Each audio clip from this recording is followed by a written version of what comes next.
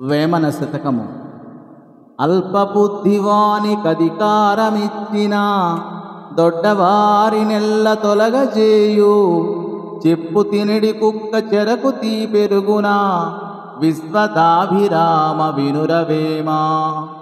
అల్పబుద్ధివానికధికారమిచ్చిన దొడ్డవారినెల్ల తొలగజేయు చెప్పు తినడి కుక్క చెరకు తీ పెరుగునా విశ్వదాభిరామ వినురవేమా. తేలిక బుద్ధిగల అల్పునకు అధికారమిచ్చినచో గొప్పవారినందరనో తొలగించివేయును.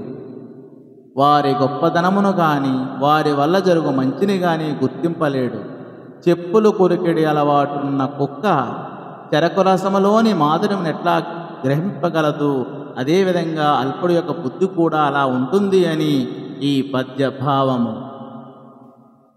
అల్పుడైన వానికధిక భాగ్యము గల్గ దొడ్డవారిడిట్టి త్రోలగొట్టు అల్పజాతి మొప్పే అది కులా నెరగునా విశ్వదాభిరామ వినురవేమా. అల్పుడైన వాని అధిక భాగ్యము గల్గ దొడ్డవారిదిట్టి త్రోలగొట్టు అల్పజాతి మొప్పే అది కులా నెరుగునా విశ్వదాభిరామ వినురవేమా.